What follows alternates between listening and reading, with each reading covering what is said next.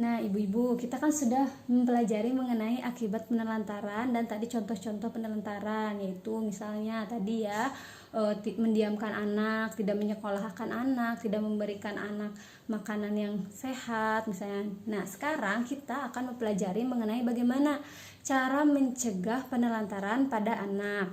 Nah, ibu-ibu, nanti kita akan bermain ibu-ibu, namanya main bola keberuntungan. Nanti ibu-ibu membuat lingkaran, kemudian saya akan melemparkan bola. Nah, ibu-ibu yang terkena bola itu nanti harus menyebutkan salah satu cara agar terhindar dari penelantaran anak. Nah, sekarang ayo ibu-ibu berdiri dulu. Ya, buat dulu lingkaran ya. Nah, Ibu Dwi, ayo Ibu Dwi, apa cara untuk mencegah penelantaran pada anak? Ya, betul, memberikan kasih sayang ya. Sekarang nih, yang kedua. Ibu Ita, apa Bu salah satu caranya? Oh iya betul, mengajak anak untuk bermain. Ya betul sekali. Nah, selanjutnya coba ya, Ibu Ani, bagaimana Bu salah satu caranya? Oh, mengajak anak ngobrol atau berbicara. Ya, betul. Duh, bolanya mana ya? Nah, selanjutnya nih, Ibu siapa? Oh, Ibu Rina. Ibu Rina, apa Bu salah satu caranya? Oh, menyekolahkan anak. Ya, betul. Betul sekali ibu-ibu. Nah, terima kasih ya ibu-ibu. Ayo kita tepuk tangan buat kita semua.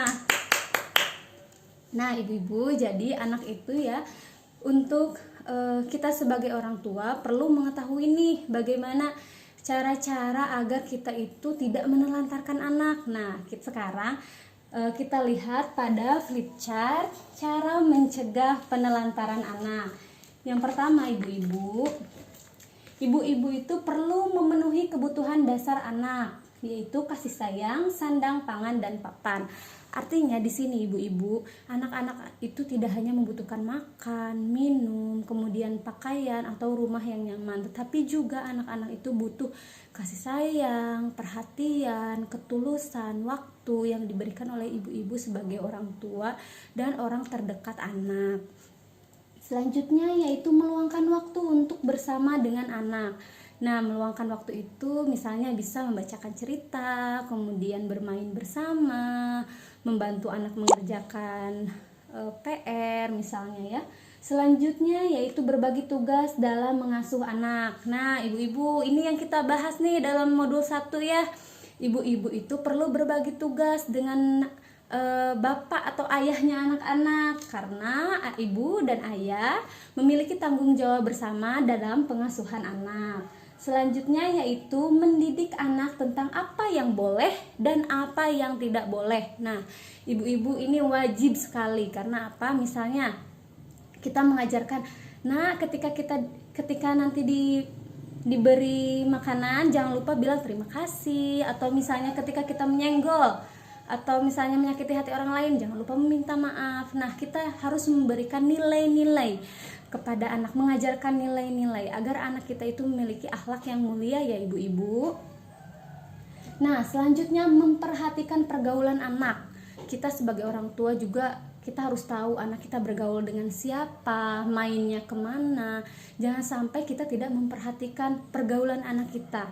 Selanjutnya yaitu memperhatikan perkembangan anak ya ibu-ibu. Kita memperhatikan perkembangannya, baik itu secara fisiknya maupun secara psikisnya.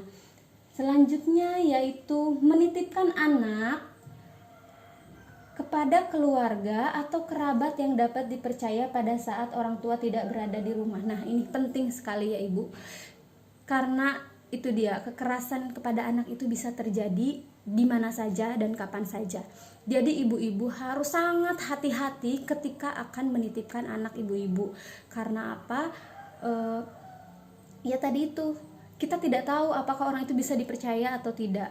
Nah, alangkah lebih baik kalau misalnya kita tidak memiliki keluarga yang sangat dekat, sangat kita percaya, lebih baik dititipkan ke TPA, artinya tempat penitipan anak yang memang sudah benar-benar sudah benar-benar terpercaya gitu ya.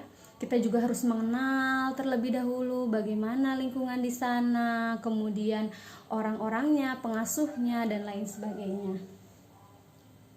Selanjutnya, menitipkan anak di tempat penitipan anak. Nah, tadi ya ibu-ibu, jika kita tidak ada keluarga atau kerabat yang bisa dipercaya, atau kita tidak terlalu percaya, atau misalnya tidak ada keluarga di sini, misalnya ibu-ibu merantau, nah ibu-ibu bisa menitipkan anak ke TPA, karena TPA itu biasanya lebih aman ya, karena dia itu yang pertama pengasuhnya sudah mengetahui istilahnya sudah terlatih bagaimana cara memperlakukan anak dan lain sebagainya. Selanjutnya, mengkonsultasikan masalah keluarga dengan aparat setempat atau penyedia layanan, misalnya guru ngaji, bidan dan lain sebagainya. Nah, ibu-ibu misalnya ketika ibu-ibu ada masalah entah itu keluarga atau misalnya anak yang bermasalah di sekolah, ibu-ibu harus berkonsultasi kepada aparat-aparat yang memang terkait dengan masalah tersebut. Misalnya kekurangan biaya, kita harus konsultasi kemana. Misalnya anak kita nilainya anjlok, atau misalnya anak kita terlihat pendiam. Nah, kita bisa bertanya misalnya kepada lingkungan terdekatnya, misalnya kepada bu gurunya, dia di sekolah kenapa, kok bisa anak saya misalnya menjadi pendiam, apa misalnya ada masalah di sekolah. Nah, bagaimana itu kita sebagai orang tua itu tidak hanya menyekolahkan misalnya ya istilahnya, jadi kita juga harus tetap memantau walaupun anak sekolah atau anak bermain misalnya di TPA, tapi tetap pemegang tanggung jawab terhadap anak dan perkembangan anak itu tetap adalah orang tua. Selanjutnya yaitu bawa anak ke tempat kerja. Nah, hal ini bisa dilakukan jika ada fasilitas yang memang benar-benar aman ya ibu-ibu. Jika sekiranya anak kita ada kemungkinan untuk terlantar gitu di tempat kerja, lebih baik dititipkan ke TPA saja.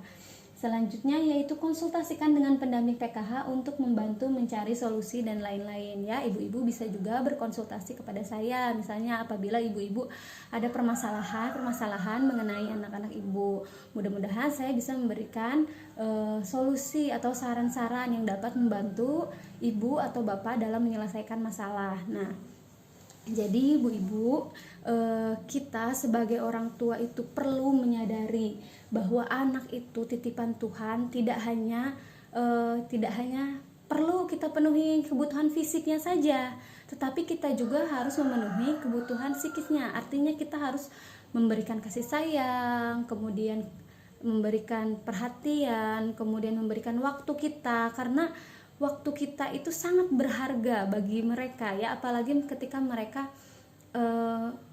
istilahnya disisihkan waktu untuk bermain bersama orang tuanya, mereka pasti akan sangat berbahagia, sehingga anak tidak akan merasa dirinya ditelantarkan.